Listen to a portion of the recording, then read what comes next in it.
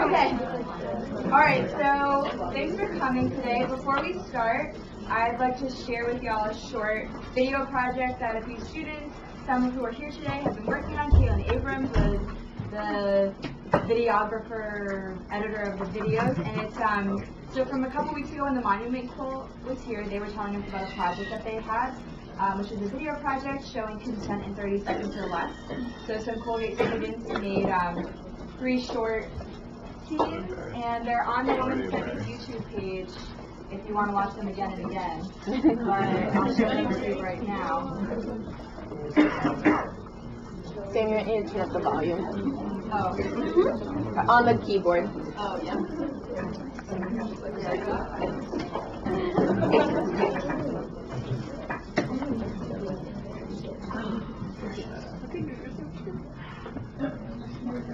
Wait, burn. It's fine. Yo, Jake is I'm hiding.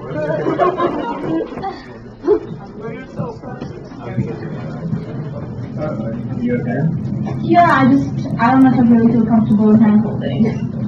Oh, is there anything else you're okay with? I don't know, I want to explore that with you. I just know I really like being with you. Okay, well, can I do your kiss goodbye? On the cheek.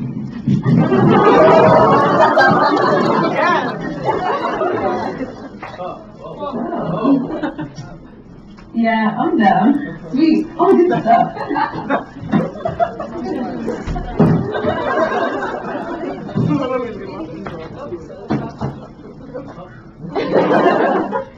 Oh, I'm not really in the mood for that tonight.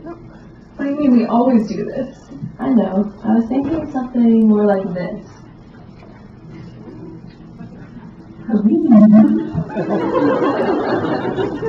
Wait, did you ask if you could film us? Oh, shoot. Can I film you? Is that okay? Yeah, it's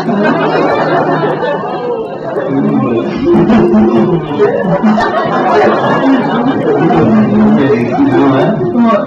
Maybe do this horizontal.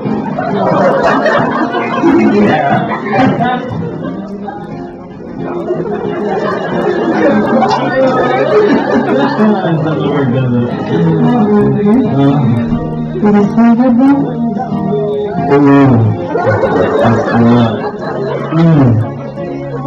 Did you feel good there? Oh, yeah.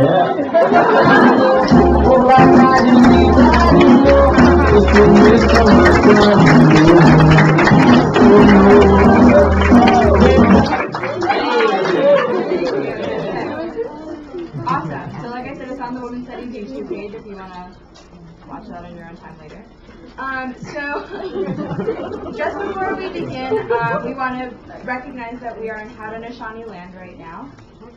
And also, if you don't know the person sitting next to you, take a second to just say hello. Okay,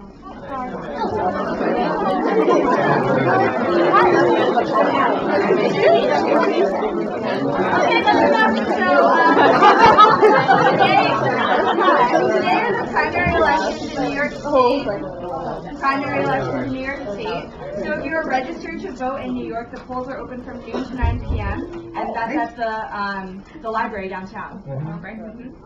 Awesome. So also, other announcements for today, there will be Women's Studies 202 screening the movie The Hours at 7 p.m. today. Everyone's welcome to join. We also have another brown bag this week on Thursday at 11:30 a.m., which will be the first part of the Women's Studies Senior Capstone presentation, so come to support. And then just a few housekeeping things. If you do need to leave during the presentation, please do so quietly and respectfully and clean up after yourself. We have trash cans and compost in the back, and there's a very nice checklist of where to put your things if you're confused about that. And we will be putting away some of the chairs after the talk today, so if y'all can stick around and maybe clean up some of the chairs afterwards, that would be great. So once again, thanks for coming, and today the brown bag panelists are from Outdoor Education, so let's welcome them. No. Taylor and Ashley have one quick thing to say, and then we will welcome them. Sorry.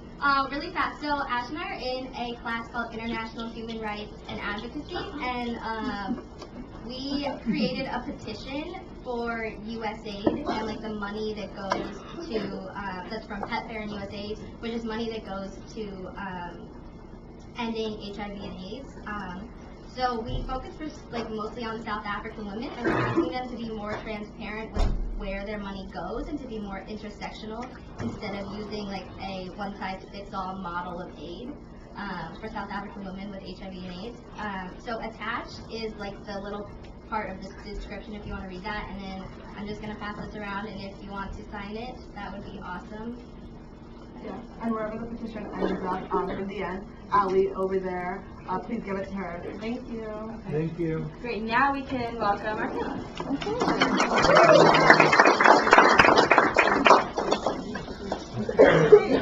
Thank you all for being here. We're just going to start off by doing some introductions. Maybe our panelists can talk about their relationship to outdoor ed, and if you're a student, what your class group is, and your personal pronoun. So I'm Heil. I'm going to be sort of moderating this, and then we'll open up for questions. I use she and her, and I'm a senior here in outdoor education. I'm Ben Oliver. We've been debating what I should call myself right now, so we're going with Director-elect of Outdoor Education. I like the Western. I have been in outdoor education since I was an undergraduate. I graduated in 2002, not from Colgate, from a different school down the road. And my pronouns are he and him. Hi everyone, I'm Sierra Larson. I use she, her, hers. I'm a senior, and I have been working for outdoor ed for the past 3 years. And that was sort of like joining outdoor ed. My first year here was the beginning of my experiences in the outdoors. Alright, I'm Nick Gilbert. I'm a sophomore here, and I use he and him. And I joined outdoor education last year. Before that, I was a photographer for a rafting company for 2 years. And then last summer was my first season as a raft guide for the rafting company, and I'm going back to raft guide again this summer. Hi, I'm Nicole. I'm a sophomore. I use she and hers. And this is my first year in outdoor education. I'm very new to the team.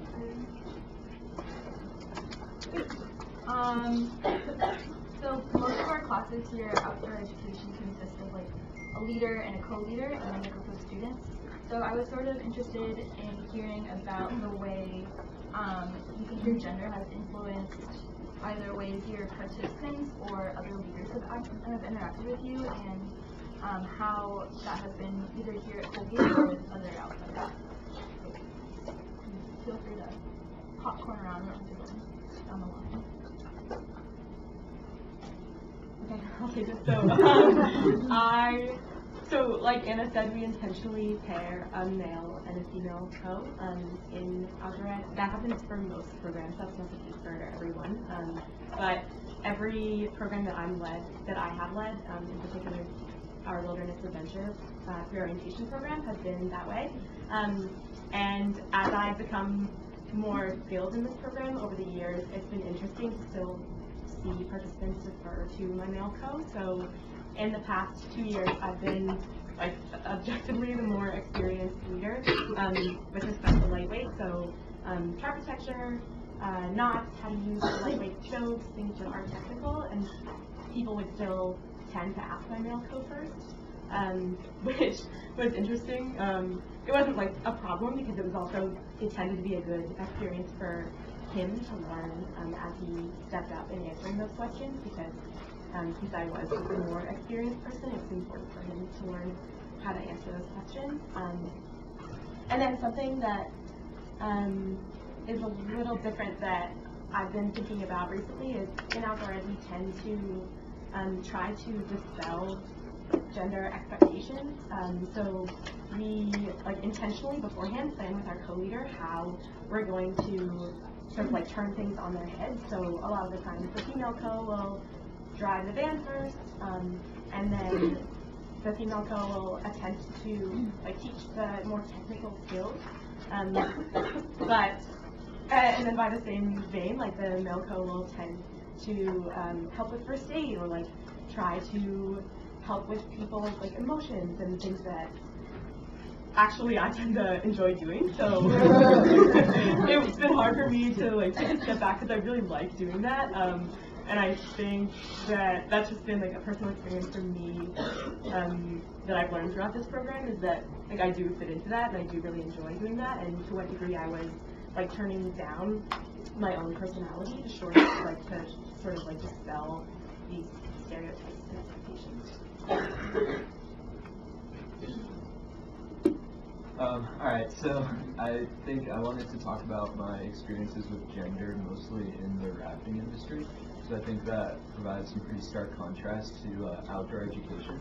So this is just a quote from an article about some issues of like gender, race in the rafting industry. So it says, the river industry is very laissez-faire when it comes to sexual harassment. It's so deeply entrenched and has been going on for so long that it's really difficult to make any kind of positive impact. So I think right now I guide in Colorado, and I think the company I've worked at has been somewhat progressive in the scale of rafting companies in terms of the treatment they have towards women. And I think like that hasn't always been the case, so I'd say it's kind of a recovery process right now. So when I became a raft guide, there were 10 people in my training class. 8 of them were men, 2 of them were women, and I think there's been slightly different experiences between both genders in that training process. So I know from talking to some of my female coworkers, they said there were often problems with like going to the bathroom because equipment for rafting is better suited to use the bathroom towards men. So like if we were training and the trainer said, everyone go to the bathroom now, you have 2 minutes and you have to go outside, that's better suited towards men than women. Also there's issues with more like the cultural norms of the industry, with things like female raft guide jokes where like men will sit around like when no women are there and say like, you know, pretty inappropriate jokes about female raft guides, and that's just like something everyone jokes about and laughs at, and is, I don't know, pretty derogatory often. But also on the same note, at my company, there's a good amount of progress in terms of like our second highest ranking guide is a woman, and a lot of the guides who have been there the longest are actually women. And also even within my training class, the first person to become an official certified guide was a woman, and so out of the 2 women, there were 2 first people to actually become guides. And then also within that training process, there was a lot of work to maybe try to create balances between men and women by maybe showing women or men who aren't like as physically strong different strategies that can be used to help guide the raft. So that can be either seen as a positive or a negative depending on how you view it. But yeah, so there's a history with a lot of negative things and more recent progress that shows some positives.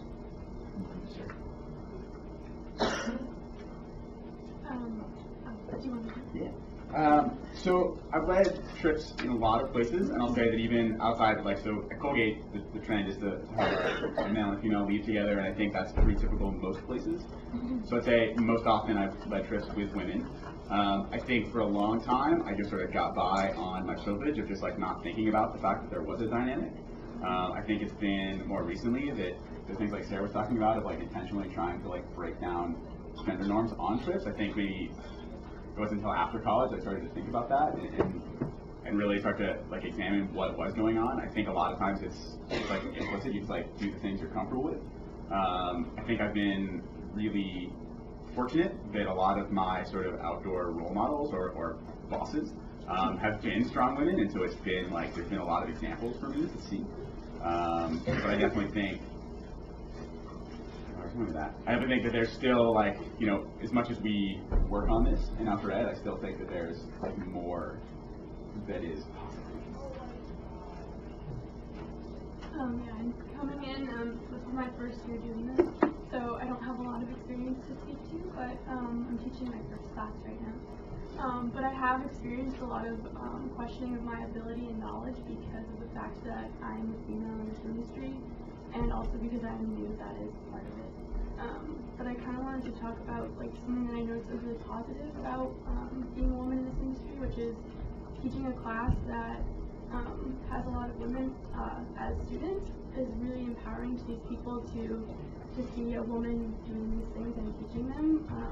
I think it's a really positive thing, and yes, there are a lot of things that I think are wrong. I've seen people defer to male codes. I've deferred to male codes as a student. That's something that I've noticed subconsciously. But I do think that women in the outdoor industry is a really impactful, empowering thing to see for a lot of people, and to get involved, I think, as a woman is amazing. So a lot of you talked about gender norms and how there's this sort of idealized notions of what people who are in the outdoor industry should look like or act like. So I was wondering if you could all talk a little bit more about what are some of the expectations coming into the outdoor industry that you have either felt like you had to sort of contribute to, or that you felt like you were able to break away from? So in raft guiding, I think a large part of it is like the idea of like physical fitness and strength and how that relates to gender. So I think as a male, like I had a base level of expectation of like my physical fitness, and I think the women in my training class definitely didn't have that same expectation. And I think in general too, a lot of the male guys will be given opportunities to check out is like the term to like become certified. So they'll have the opportunity to become certified on a harder stretch of river, whereas the females will more have the opportunity to lead, to like take on a leadership position on the lower levels. So the women will have the opportunity to do more like the logistics and do more of like dealing with customers, stuff like that, whereas the men will be given the opportunity to do like the physical fitness, like the heavy lifting, the like more like physically skilled labor. And I think that's, I don't know, that contrast seems very obvious to me at my company, and I know just in the industry in general that's often the case. There are, like, among any group of people, I think there are group norms that form about like how people behave when they're around each other and like what people wear. And I think within our program at Colgate there are stereotypes, but also I think there's a lot of acceptance. Like I feel lucky to be learning from and teaching alongside people who are like very weird, like very accepting, and like do present themselves in a lot of different ways, and like generally for the most part that's like very accepted, and I feel lucky about that. But one thing that I've noticed, and this is sort of like logistically it doesn't make sense for me to walk into base camp in a skirt or like in a dress, because I'm going to be like pulling gear and I'm going to be like taking care of like I'm going to be bending over and like doing all this stuff. But I do notice sometimes that I, like if I dress up, just because I want to, and I'm around either my bosses or like that group of people in base camp as a space, everyone sort of like, people ask me like, oh, what are you dressed up for? It's like, oh, I'm just wearing this today because I want to. So there definitely are norms that people, I don't know, there definitely are norms, even though I think there's generally a lot more acceptance. Going along with that, that's something that we had talked about. I've been questioned a lot of times when I tell people that I'm in outdoor education, they're like, really? Like you are? And I think it's because there is a type that you expect with women in the outdoors, what they look like, and I don't necessarily fit that stereotype, and I don't think anyone should have to adhere to that stereotype. But yeah, like if you want to wear certain clothes just because you want to, or if you don't fit that like crunchy granola appearance that people expect, I think that you are questioned more so than if you fall into that stereotype. So that's something that I've noticed. So I'm aware of 2 different doctoral dissertations in which people basically, one was with photographs of faces and one was with sketches of faces, in which they had a long series of pictures and basically asked people to rank this person's skill as an outdoor leader. And the finding basically came down to the men with beards and more on that later, and women with long gray hair. And so, if you think about, what is the underlying, what underpins that, right? You can start to make assumptions about, how do we judge people, right when we see them. And so I do think to this idea that, people, start to have an expectation for, what should a good outdoor leader look like. And then I think within that community, you see people then sort of start to, internalize that. And I think that while we do have a lot of weird people in outdoor ed, I think when you, watch someone come in from, first year to senior year, and you see the ways that we all dress and the slow converging on a norm of the same kinds of sandals and the same kind of raincoat, and it's not this overwhelming normative thing, right? But certainly people don't show up in outdoor ed wearing, I don't know, marmot raincoats and by the flannels. Exactly, there we go. I was looking for that. But certainly by the end, it's striking when you see us all together. Huh.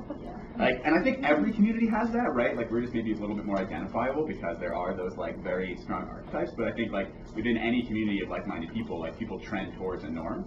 I think that different parts of outdoor ed, both sort of here at Colgate and in the broader sense, do things to break that down. I will say I think about those studies a lot. I have a beard and I shave my beard a lot and I go clean shaven.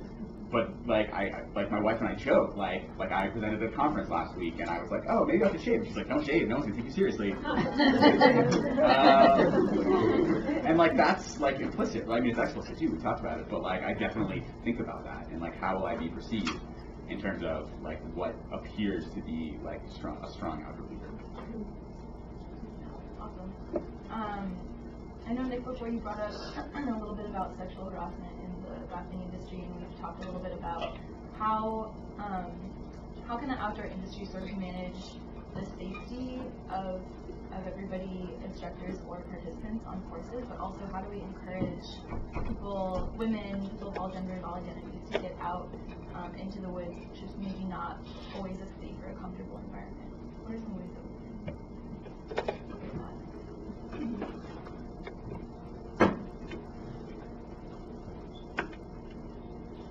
So one thing that happened this year, I was not part of this committee, but for any of you on the committee that was reaching out to outdoor ed in general is trying to reach out to different groups of people that are typically in outdoor ed.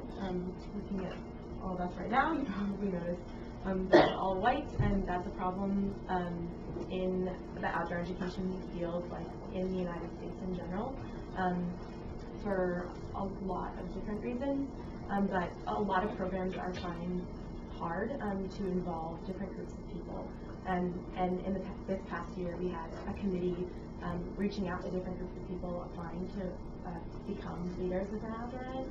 And I think, were successful in reaching a lot of communities that don't usually hear about outdoor ed or wouldn't generally sign up to be part of it. So we are making steps. This summer, I am working for a company leading backpacking trips in Alaska, and before I took the position, I felt really hard about whether I was interested in leading trips that involved so much privilege, because it takes a lot to send your kid to Alaska for a 3-week backpacking trip, and to buy all the gear and buy a plane ticket and all of those things. So it's hard, I think, to know the amount of privilege that is involved with being uncomfortable as a vacation. That takes a lot of privilege, and that's something that I've become more aware of in my time here. I think that there's a lot that we can do to reach out to other communities and involve other people in the Colgate community. And by other people, I just mean people who haven't yet sought out outdoor ed on their own. But I think that's something that we're working toward, and it feels very slow. It feels extremely slow to me, but we're trying. The gears are grinding.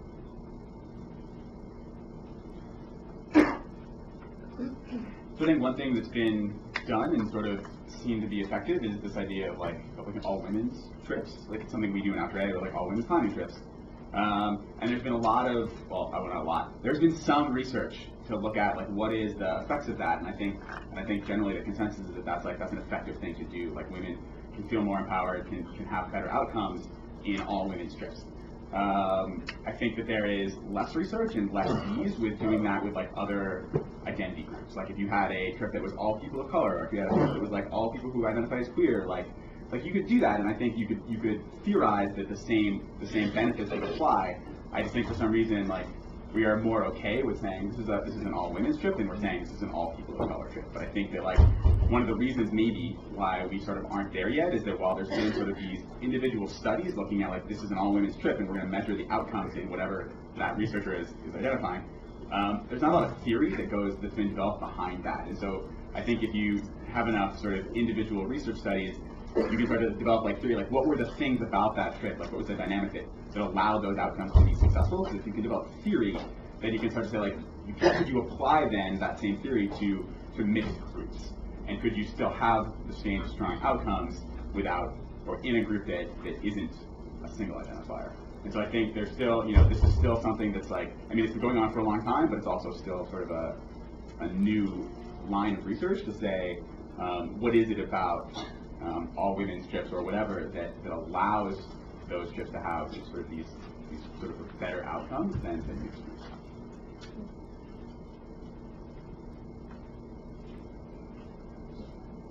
You guys have anything to add? I think just going off a similar line to that, I wanted to kind of re-emphasize Sarah's point about privilege and just say that like a lot of these outdoor sports, when they were started by white males as a form of leisure.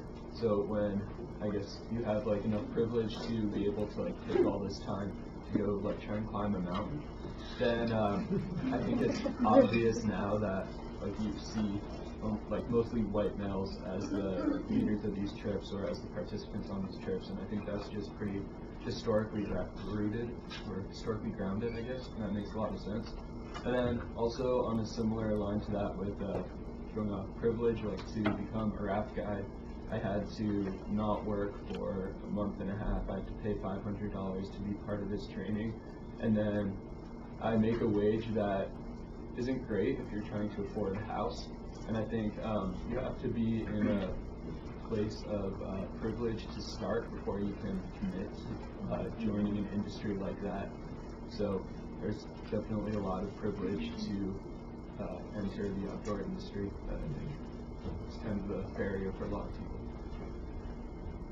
I think to go along with that too, there's like this sort of historical context of like a lot of, not just like white men seeking leisure, but I think a lot of outdoor programs sort of started from a place of like mimicking like the heroic quest of like we will conquer nature, right? Like that feels very common in like the American narrative, like we will conquer it. And I think that that's like not something that is historically valued by women. And so there was not this impetus, like women weren't getting together and be like, we will conquer nature, like that wasn't a thing.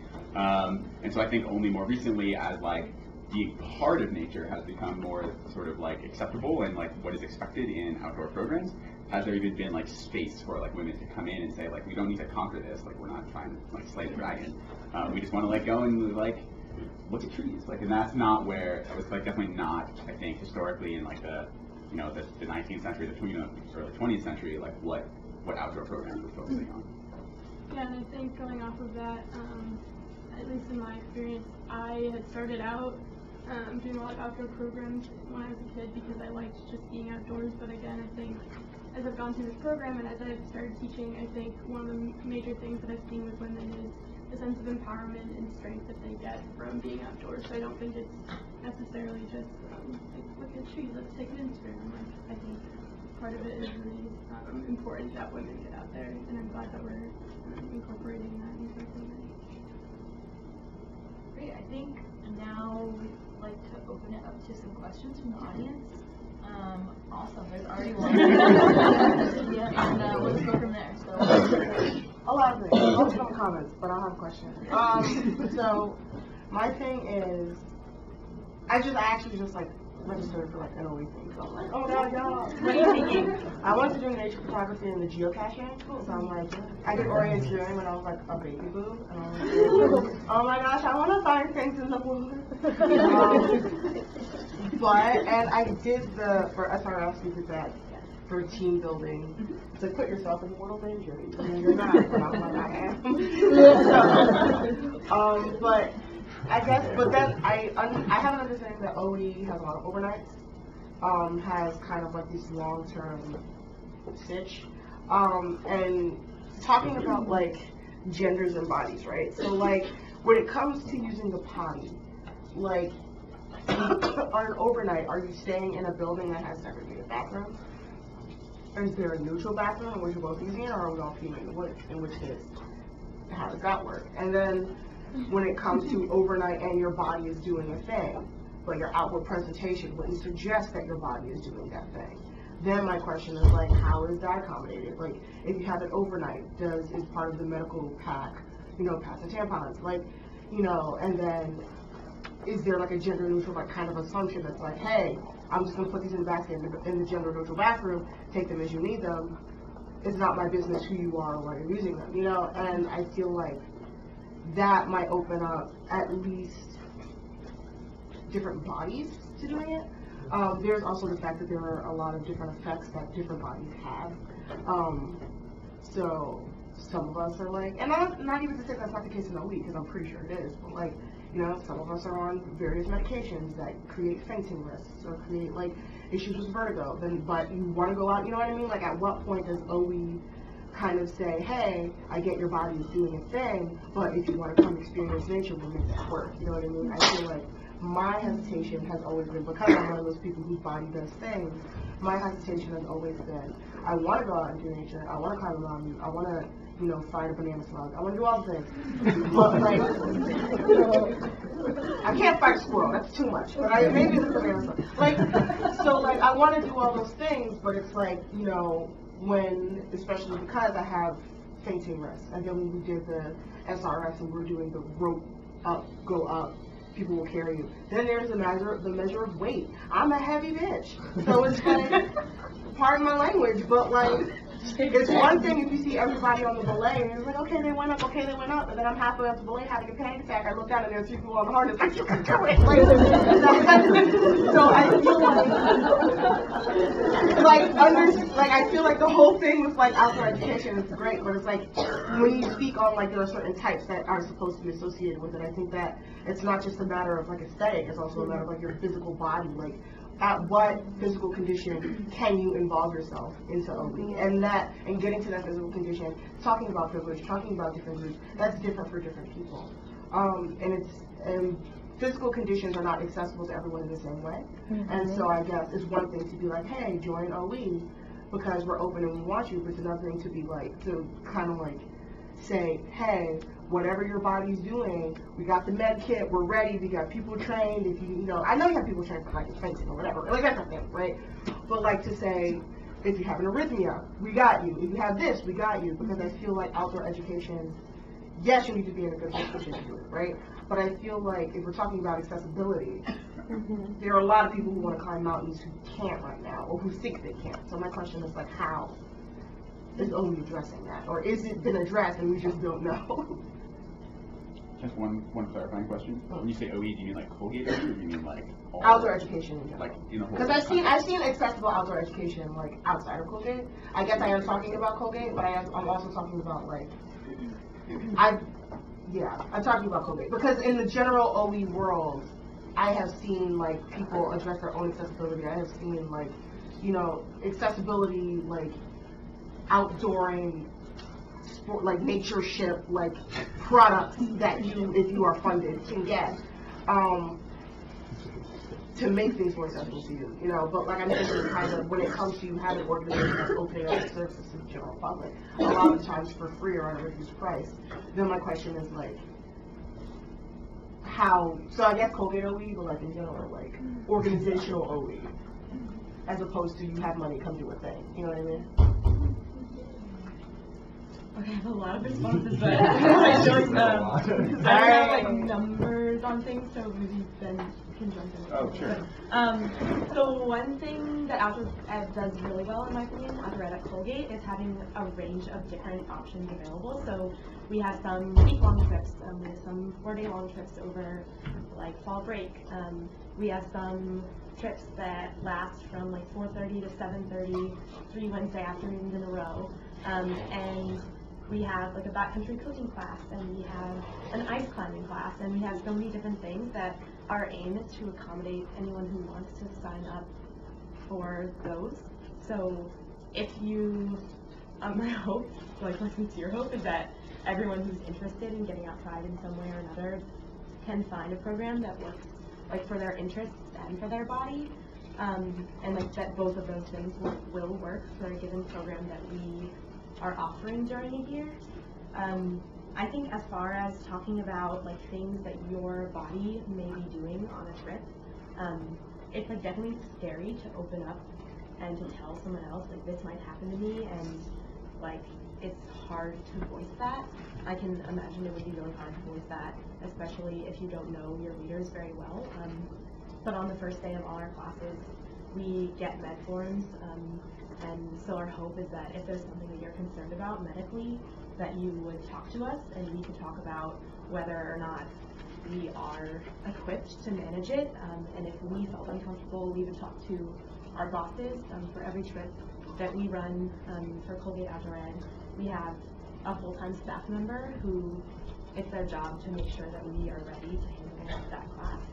So as leaders, I think it's on the leaders at that point to make sure that their participants feel comfortable and excited about being in the outdoors. And then we do talk about like some, not weird, but like things, some taboo. So like we talk about periods, we talk about like how to poop in the woods, and like no one, like your parents teach you like how to poop when you're like young. No one when you're older than that until you're going on an outdoor ed trip is like this is how you poop. But we do that and like explain like how the whole thing goes. So I think there is sort of a precedent for like being comfortable with talking about things that are usually taboo. But that does it does take the people taking the trip buying in. So like I've had really fun, awesome poop conversations, and then I've had others where I'm like trying to do a good job and people are just like staring at me like, are we really talking about this right now? So it does take some buy-in. That doesn't answer all your questions, but maybe that gets that. It gives me an idea of where you're coming from. Okay. But you're right, it doesn't answer my question. Yeah. Are there more people who want to speak to the original comments? Yeah, so I'll try. So 2 things.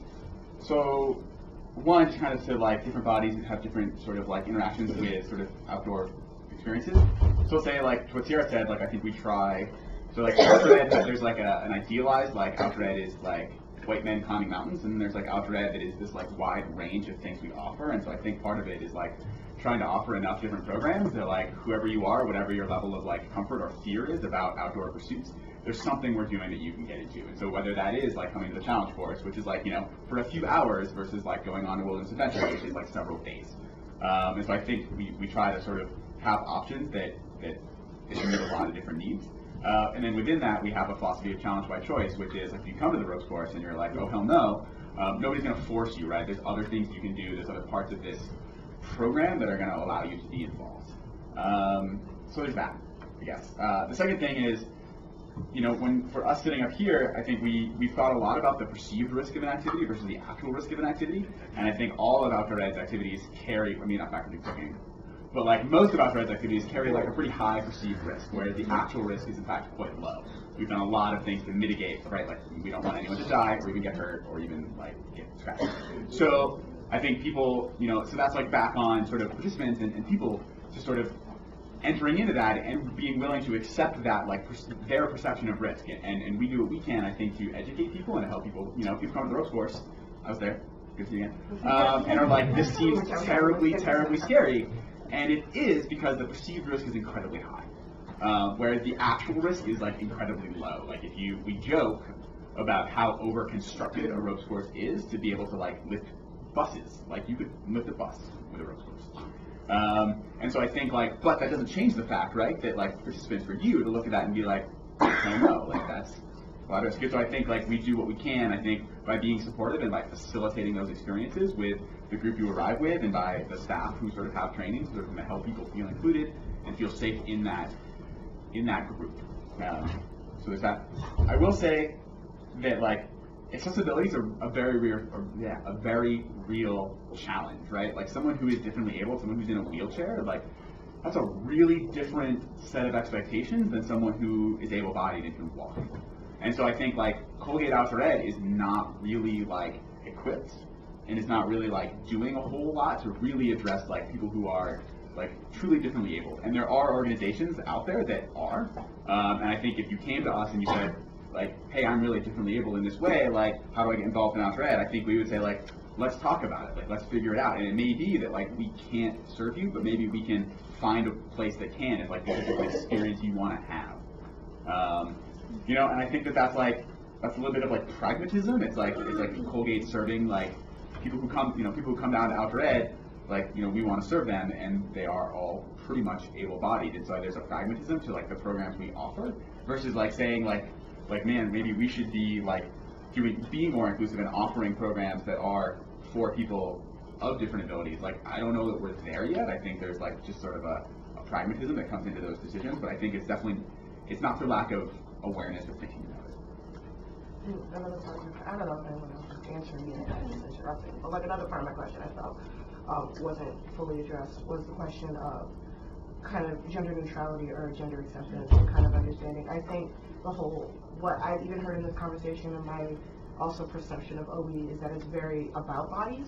And so in being about bodies, it's very much about, you know, there are female bodies and male bodies, and female bodies do these things, and male bodies do these things, and you know, those are related to gender in like kind of a direct way based on I see you, you have tits, go over there. Like I feel like versus I see you, you don't, go over there. And so kind of understanding what is the neutrality aspect of it, because I feel like in addressing the fact that different bodies do different things, you can have women that are stronger than men if we're going to talk in those essential terms.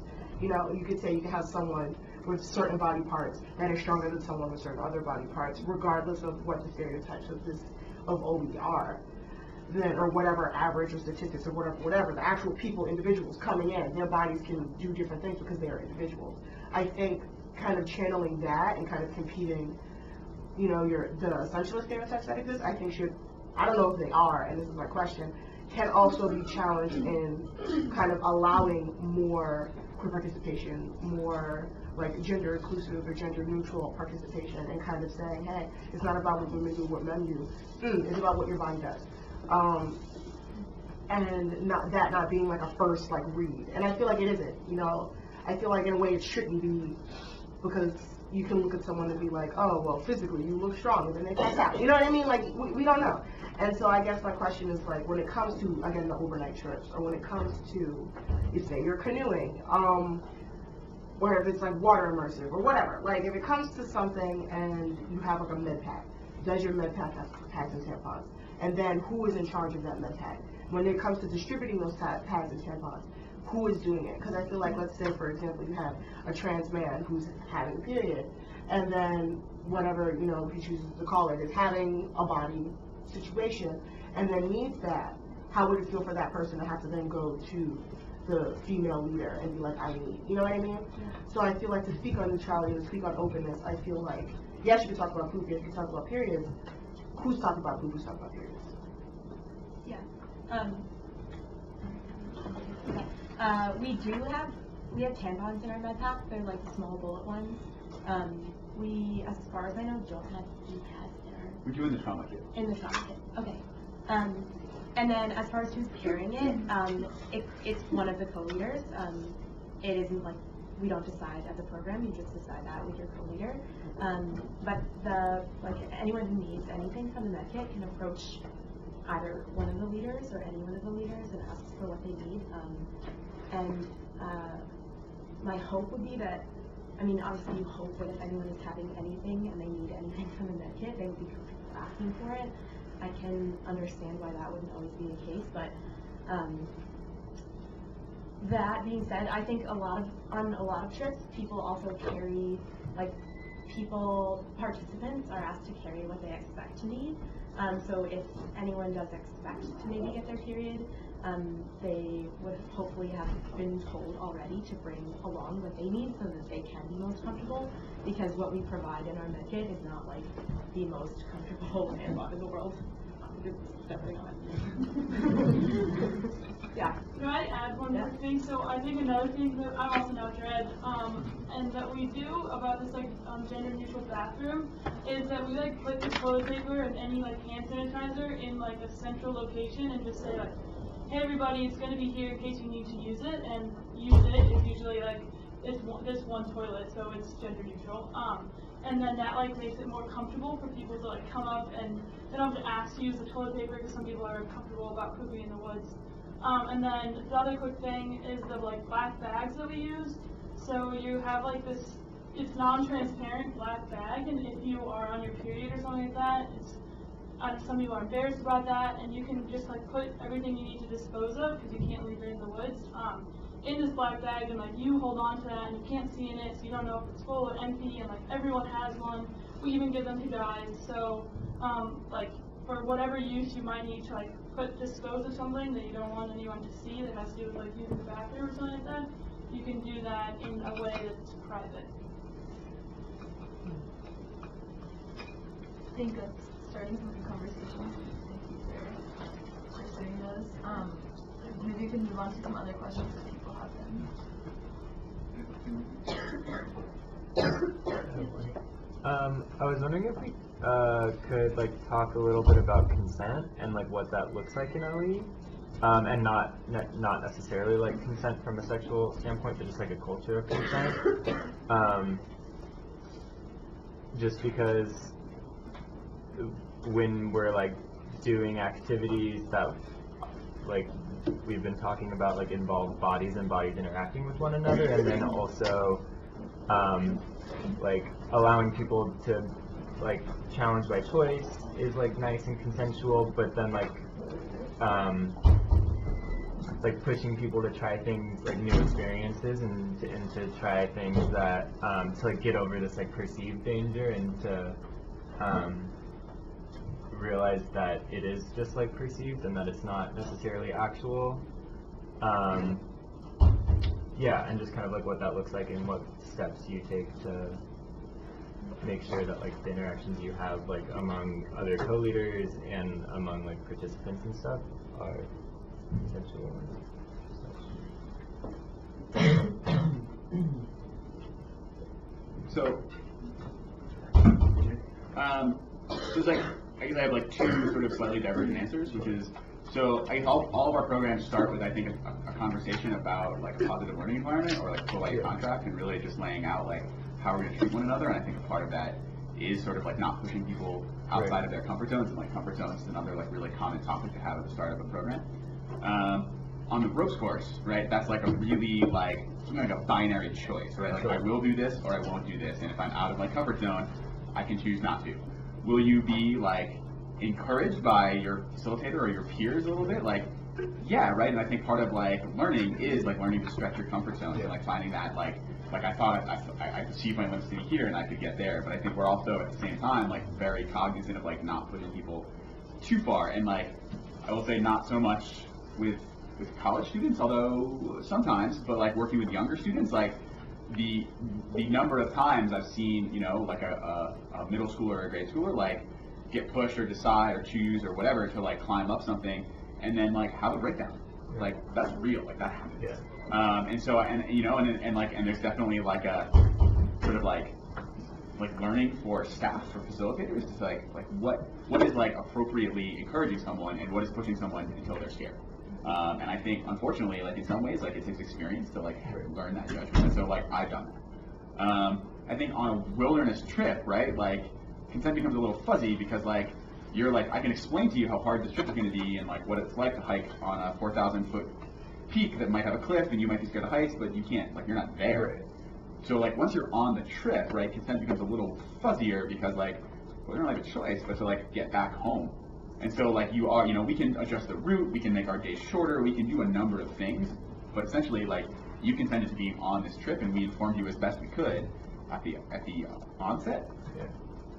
But like, I can't get rid of that mountain, you know, like, or like make this river shorter. That answer your question? Yeah. I've definitely, like, this has happened on 2 trips that I've led, like, helped someone stand up, they were crying on top of a mountain and, like, coached them through it, but they were, like, so scared and like, right, like, how are you supposed to explain what it looked like to be on top of a peak that is, like, rocky? But that is unusual, I think, that I've done that twice. Like, I'm really not ever held his hands with someone who's been crying on top of a mountain, so I don't know. But I hope that, like, I think that people walk away from it, like, having learned that's definitely not the case. Like, sure. Those were, like, just case scenarios that circumstance. Then I think like it's like always not perfect with that. It's really hard to like find that balance. Like Ben was saying, it takes experience. But I think to contrast with raft guiding, to give a maybe worse example of how it works, on a rafting trip you can get off whenever you want, and if you tell your guide like I'm done with this, I need to get off, you can get off. But then the difficulty to actually take someone off the side of the river where there might not be road access or something is very tough and can even occasionally be dangerous or just like logistically nearly impossible. And I think a lot of guides will maybe try and push someone to not have that inconvenience for themselves, to actually have to stop the trip, call someone, get them picked up, you know. So I think in other industries maybe like the convenience to the guide can definitely become a factor, and it's really tough too for the guides. Well, it's not really tough. They just don't understand very well because it's something they do every single day, and they're so comfortable with it that it makes no sense to them how someone else could be uncomfortable. So I think they definitely like might not have that level of understanding and empathy that it really takes to run a trip properly.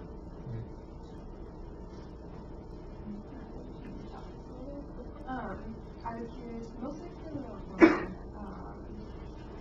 the outdoor space is male dominated, and like I personally in natural education find myself on like entirely male trips, maybe there's one female, and there's also a perceived danger of like women being alone, and being alone in the wilderness is also like a very sounding thing for women to do, and so how do you balance, like, I guess, the perceived danger of being alone in the wilderness or with a group of males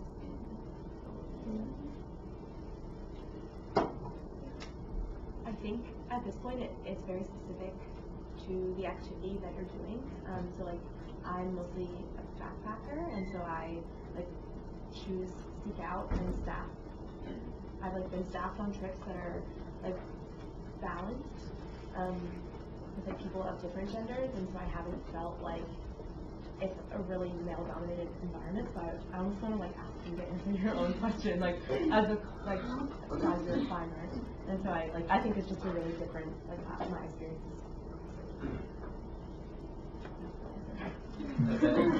This definitely isn't going to help either.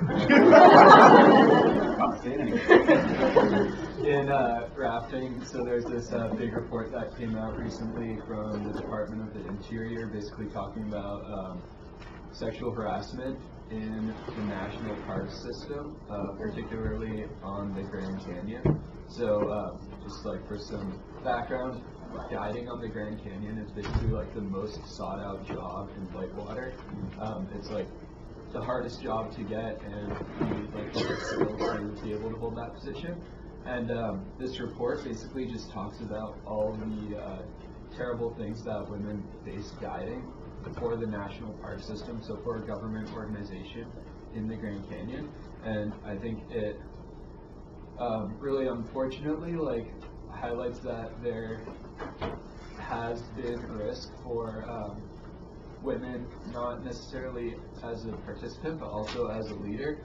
I know there's quotes in this report where they're interviewing women and they're talking about like 3-step systems they plan to like go to in the case when a man like tries to make a sexual advance and they're the only woman in a trip of 20 men, and they like don't have anyone else to go to help. They like have plans where they're like trying to be friendly but not like too friendly, or like say no but not say no to the point where then everyone calls them a bitch and hates them. So I think like that is like really unfortunate reality that like I think we're at a little bit of a tipping point with right now in terms of the rafting industry, and there like has been danger. And I think it's good that this report came out and is like saying like, yes, there's this danger, we're doing something to address it now, but it's obviously terrible that like this has like this potentially still is, or in the past has been, like a real danger for women on these trips when they're alone in the wilderness for 2 weeks and have no resources to help them.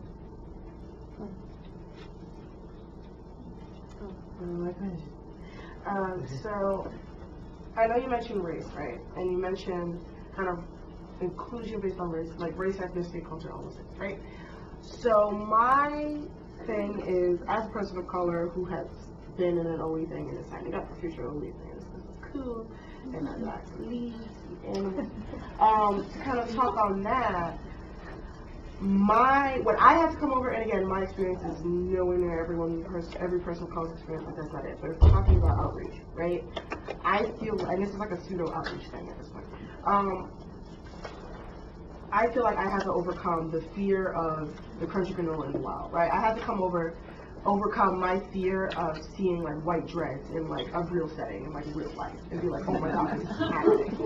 And kind of being like, how do I, and the fear of being the only person of the mind that this is not okay, right? And the only person feeling like, because I feel like, you know, if my life is in the hands of someone who's wearing white dreads, like in my actual body, I would actually be anxious and be like, I don't know if I can do this.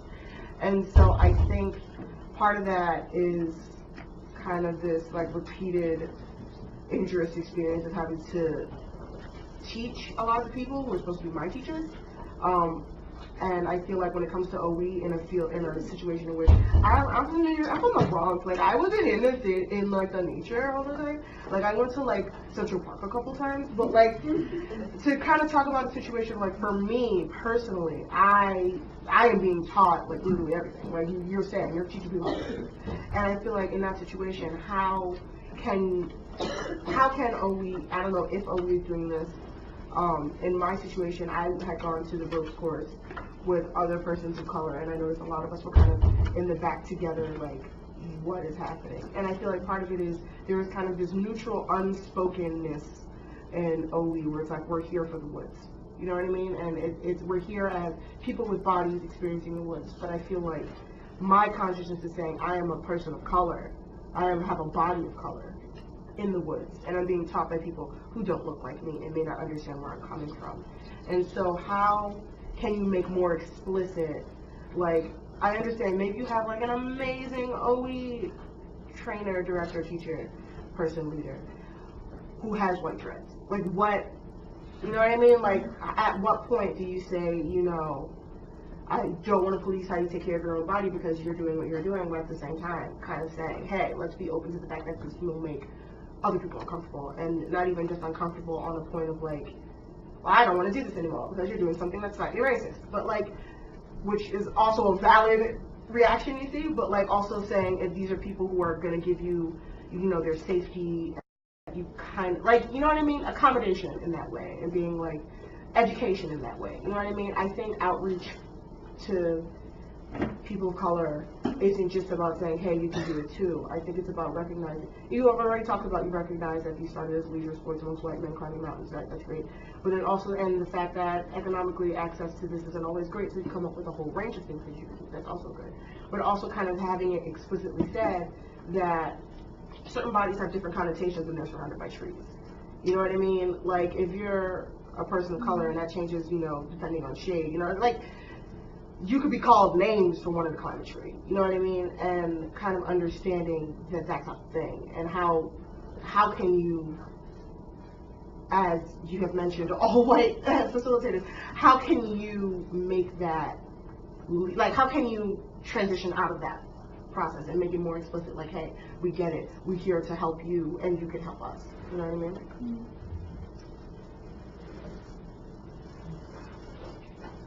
So, the only thing that comes to mind, well, many things come to mind, but what comes to mind first is like, 'cause I think you're right about a lot of like being a person of color in the woods is like, has a long history of like danger, right? And so like, for us to just say, no, it's really safe, come on, like that's just like ignoring history, right? And like, that's not gonna work. And so I think that OBE, both at Colgate and in general, has functioned for a really long time on this idea of like invitation. Like, no, come people of color, like we're cool, it's really safe. And I think that's like, that works to a certain extent, right? Well, you've done some outdoor trips, like that's great. But I think like the next step is like inclusion, is like going to people of color, going into communities of color, going to the Salon Center and saying like, we're after ed, like some of you have been here. I think we're nice. What can we do for you? You know, like what would get you to feel more comfortable? Like, what kind of programming would you be excited about? And I think like to me, like that's maybe like the next piece is the change from a perspective of like, sure, yeah, everybody's invited. Like, come on in. Because I think there are, sorry, it started to rain. I think that ignores the history, that personal history, also like your personal history of like being whatever outdoors in the woods, but also like the cultural history of different backgrounds that prevents people, and it just sort of ignores it. It's like, that's not real. Like anybody can go hiking, like, which I think is a really privileged opinion to have. I think we're running a little on time, so if there's any final thoughts from our panel or from the audience, otherwise we'd love to stick around for a few minutes for individual people who want to come talk, but